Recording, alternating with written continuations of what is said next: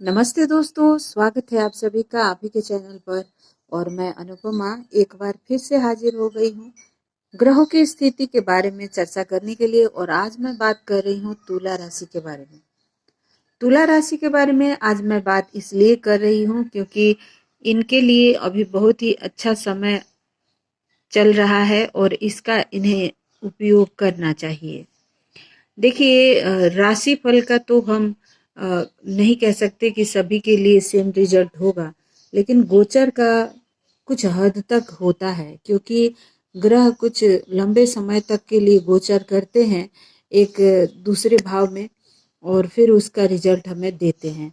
तो अगर हम बात करें इनके ग्रह स्थिति की, तो ये कुछ इस तरह की स्थिति बनी हुई है। आज चंद्रमा इनके लगन में है, शनि महाराज इनके पंचम में है जो वक्री अवस्था में है, जो फोर्थ हाउस का रिजल्ट दे रहे हैं। राहु इनके छठवें भाव में है जो बहुत ही अच्छी स्थिति होती है राहु की छठवें भाव में।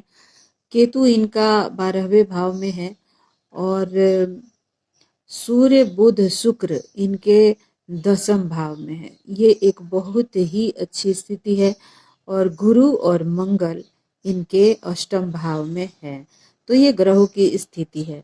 तो दोस्तों, ये जो लाभेश हैं इनके सूर्य महाराज हैं जो अभी 16 तारीख को गोचर किए हैं कर्क राशि में। कर्क राशि इनका 10th हाउस पड़ता है और यहाँ ये अभी फिलहाल शुक्र और बुध के साथ बैठे हुए हैं। शुक्र का गोचर इस भाव में रहेगा 31 तारीख तक और बुध 19 तारीख को यहाँ आ जाएंगे, यानी कल।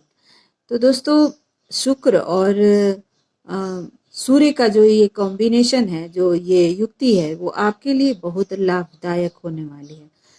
तो आप अपने ऊपर फोकस कीजिए, अपने कर्म पर ध्यान दीजिए। हर वक्त ये कहना कि हमारा समय अच्छा नहीं चल रहा है तो हम भाग्यशाली नहीं हैं, तो हम अपने आप को नेगेटिविटी से भरते रहना, ये अच्छी बात नहीं होती है। हम में से काफ़ी लोगों की ये आदत होती है कि हम अपने बारे में तो बोलते ही हैं, दूसरों के बारे में भी बोलते हैं। तो इससे बचना चाहिए क्योंकि जैसा कि आप सभी जानते हैं, पिछले वीडियो में मैंने बताया था कि हमारी वाणी किस तरह से एक नाड़ी से संबंध रखता है और वो हमारी जो बातें हैं वो सत्य हो जाती है, चाहे वो मजाक में ही हम क्यों ना बोलें। तो इसीलिए मैंने अक्सर देखा है कि कुछ राशि वाले लोग अपने बारे में ज़्यादा नेगेटिव बात करते हैं। उसमें से एक तुला राशि, कन्या राशि वाले लोग हैं और एक कर्क राशि, ये दूसरा वृश्चिक और मीन राशि वाले भी। ज़्यादातर मामलों में मैंने इन्हें नेगेटिव बोलते हुए देखा है अपने बारे में। तो कृपया नेगेटिव ना बोलें और जो अपॉर्चुनिटी आपको यूनिवर्स दे रहे हैं उसे ग्रैब करिए, उसको अपने हाथ में लीजिए और कुछ करिए। देखिए, मेरे कहने का मतलब ये है दोस्तों कि अगर मैं आज कुछ कर रही हूँ और उसका मुझे पॉजिटिव रिजल्ट नहीं मिल रहा है, तो इसका मतलब ये नहीं है कि मेरा काम व्यर्थ हो गया। इसका मतलब ये है कि मुझे अपनी कोशिश जारी रखनी पड़ेगी, उसका रिजल्ट मुझे मिलेगा ज़रूर किसी न किसी तरीके से। कहते हैं कि आप कंपटीशन में अगर कहीं जाते हो, हार भी जाते हो, तो वहाँ से आपको लर्निंग का एक्सपीरियंस होता है, आप कुछ सीख के ही आते हो, यानी आप खाली हाथ नहीं आए हो। तो इसीलिए आपके लिए बहुत अच्छा वक्त है। सूर्य आपके लाभेश हैं और 10th हाउस में आए हैं, जहाँ की मित्र राशि है इनकी, और यहाँ आके ये दृष्टि दे रहे हैं आपके 4th हाउस पे। तो ये बढ़िया स्थिति है आपके लिए। कर्म के क्षेत्र पर आपके घर में भी आप कुछ नया देखेंगे कि होगा। आप सुख सुविधा के वस्तुएं भी खरीद सकते हैं। अगर गाड़ी बंगला खरीदने की कोशिश में है तो शनि महाराज भी अभी वक्री है और सूर्य की दृष्टि जा रही है, तो होगा आपके कर्म क्षेत्र में भी आपको लाभ होगा। अभी 1 महीना सूर्य देव आपकी राशि में आराम से बैठे रहेंगे और आप काम करते रहिए, आपको लाभ मिलेगा। आपके लगने से शुक्र जो है 31 जुलाई तक इनके साथ ही रहेंगे, ये भी एक बहुत अच्छी अवस्था है। बुध चले जाएंगे आपके लाभ भाव में और वहाँ से वो दृष्टि डालेंगे आपके पंचम पर। तो आपको शेयर मार्केट से भी लाभ हो सकता है, आपको एजुकेशन में इंटरेस्ट आपका बढ़ेगा, आप पढ़ाई लिखाई अच्छे तरीके से कर पाएंगे बुध के यहाँ गोचर से। तो ये इसके अलावा दोस्तों मेरे कहने का मतलब ये है कि जो अच्छी स्थिति है उसका हमें लाभ लेना चाहिए, और मैं आज इसीलिए वीडियो बना रही हूँ ताकि आप इसका लाभ ले सके। गुरु और मंगल आपके अष्टम में बैठे हैं, ये दोनों ही आपके लिए उतना कारक ग्रह नहीं है। हालांकि मंगल कारक होते हैं, मारक होते हुए भी कारक होते हैं, ये मारक हैं आपके दो भाव के, लाभ भाव के और सप्तम के मालिक हैं। एक कुंडली का एक बड़ा ही अजीब विडंबना होती है कि आपका जो लाभ होता है और वो जो आपका सप्तमेश होता है वो कहीं ना कहीं आपका मार्केश होता है, और मंगल इसीलिए मार्केश होकर अष्टम में बैठे हैं। तो आपके हेल्थ इशू होने की संभावना है, हेल्थ पर ध्यान रखिएगा।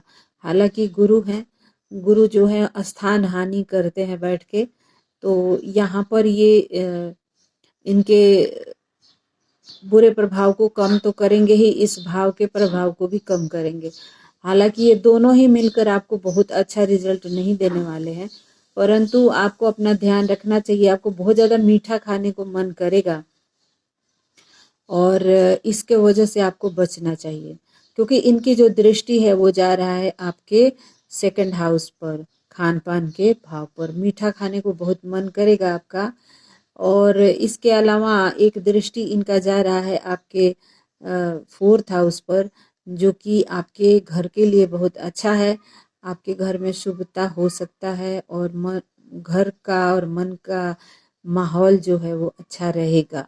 मन का यानी घर की स्थिति अच्छी रहती है तो मन पर उसका प्रभाव पड़ता ही है, इसलिए तो इसका सुख का भाव इसको बोलते हैं। और एक दृष्टि इनकी जो है वो जा रही है आपके केतु पर, जो पंचम भाव 12वें भाव में बैठे हुए हैं। तो केतु और गुरु की ये दृष्टि जो है वो आपको बहुत आध्यात्मिक बना देंगे, अध्यात्म में आपका रुचि जाएगा। और केतु से अगर हम अध्यात्म देखते हैं तो वो वाली अध्यात्म नहीं है जो मंदिर जाना और प्रसाद चढ़ाना, वो अध्यात्म जो आपको इस दुनिया से अलग करने का जो विचार प्रकट करता है, यानी वैराग्य। यानी आप साधना करने लगेंगे, आप कुछ ऐसा मंत्र करने लगेंगे जो आपको भौतिक चीज़ों से तोड़ने की कोशिश करता है। आध्यात्मिक इंसान वो बिल्कुल भी नहीं है जो बहुत ज़्यादा मंदिर जा रहा है, पूजा कर रहा है, बहुत ज़्यादा भगवान की सफाई कर रहा है। अध्यात्म वो होता है जो आपके जीवन की रियलिटी आपको बताता रहता है कि आप हो कौन, आपके सफ़र का क्या, कितना समय है, क्या है, यहाँ पर आप क्यों आए हो, इसके बाद आपकी ज़िंदगी का क्या है। इस तरह की चीज़ें आपको जो दिखाने लगता है वो है केतु।